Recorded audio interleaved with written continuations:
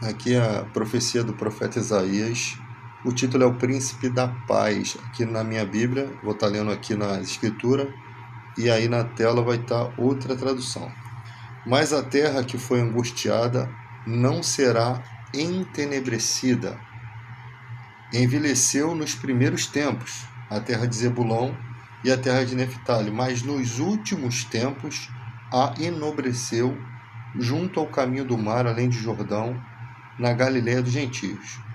O povo que andava em trevas viu uma grande luz, e sobre os que habitavam na terra da sombra da morte resplandeceu a luz.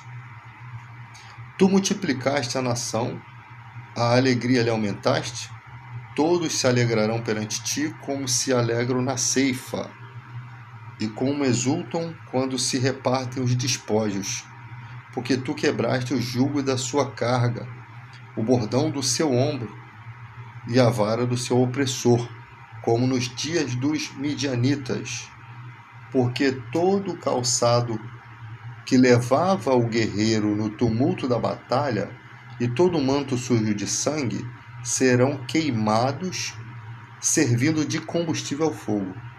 Porque um menino nos nasceu, um filho se nos deu, e o principado está sobre os seus ombros, e se chamará o seu nome, Maravilhoso, Conselheiro, Deus Forte, Pai da Eternidade, Príncipe da Paz.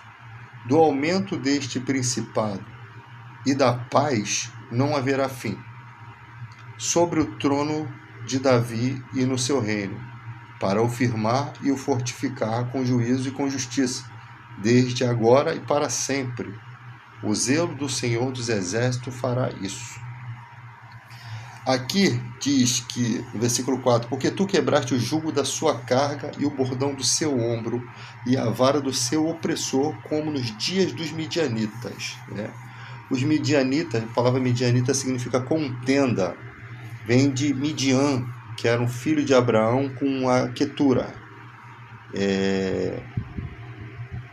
que é o progenitor das tribos dos midianitas, né? Ou sendo o povo árabe. Tá? Aqui ele vai falar que mas a terra que estava aflita não continuava a obscuridade.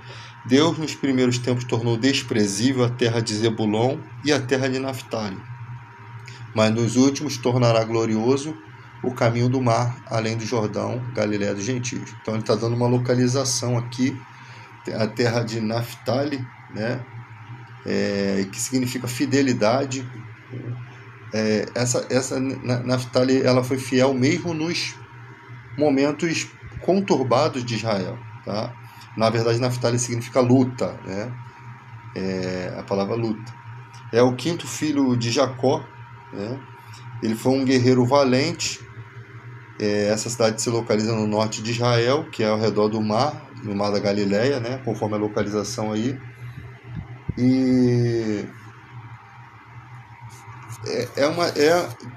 Naftali significa bravura, né, e destreza em batalha.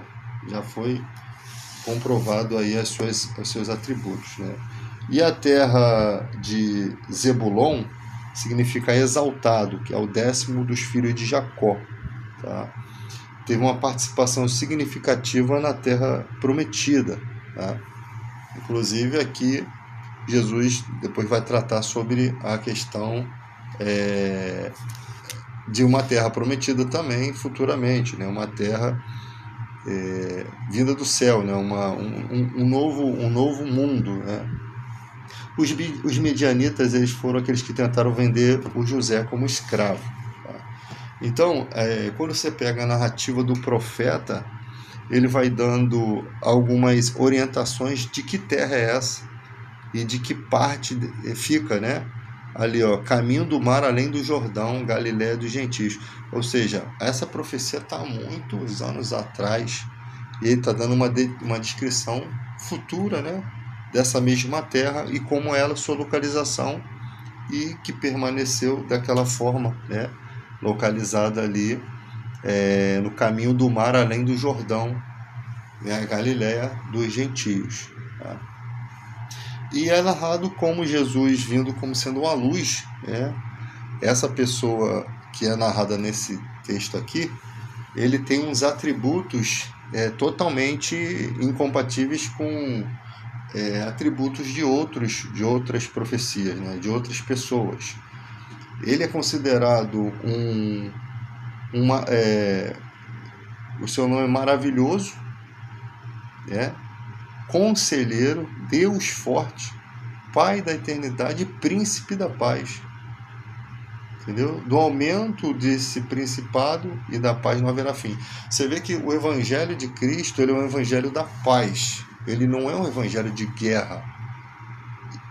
Quando você vê os dias de hoje, algumas pessoas levam o evangelho para a parte de guerra, quando na verdade os textos sagrados não nos conduz a contendas, a guerras, opressões, discussões com os gentios, né?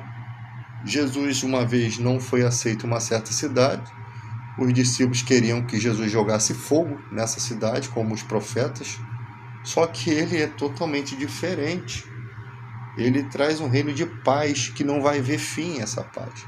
Aqui está dizendo que ele pegou os calçados que leva os guerreiros no tumulto da batalha e também a roupa suja de sangue e vai servir de combustível para o fogo.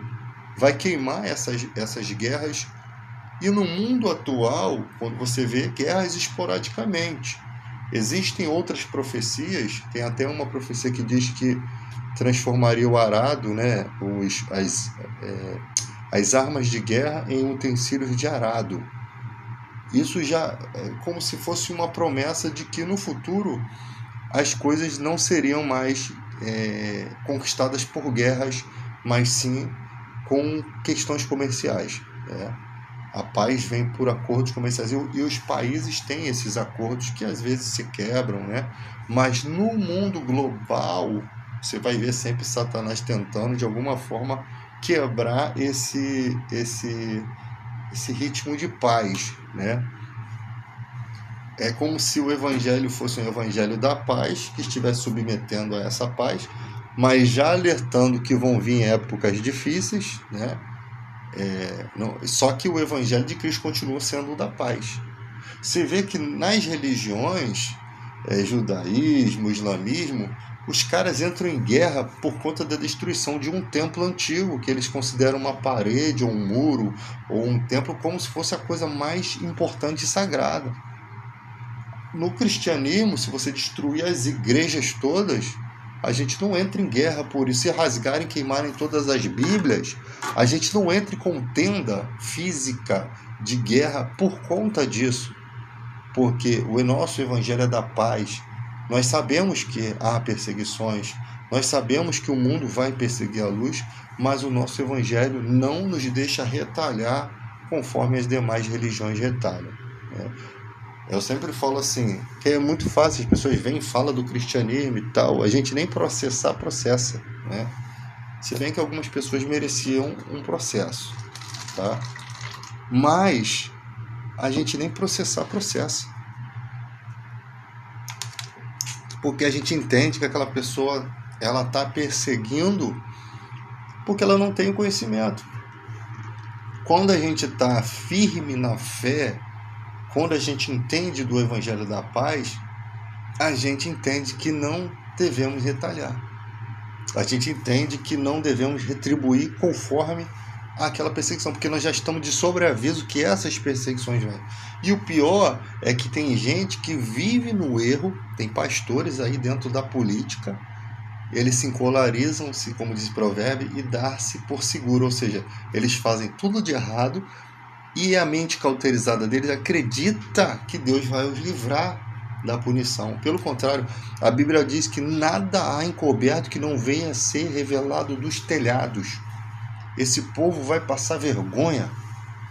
Esse povo vai cair a sua máscara na frente dos seus filhos, aqueles que os tinham como homens de Deus, na frente de suas esposas, das suas filhas, dos seus parentes, aqueles que acreditavam que era um homem bom, de Deus, santo, quando na verdade não passava de uma carapuça falsa, né?